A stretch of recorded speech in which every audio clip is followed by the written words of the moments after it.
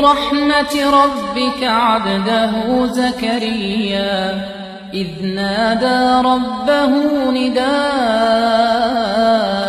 خفيا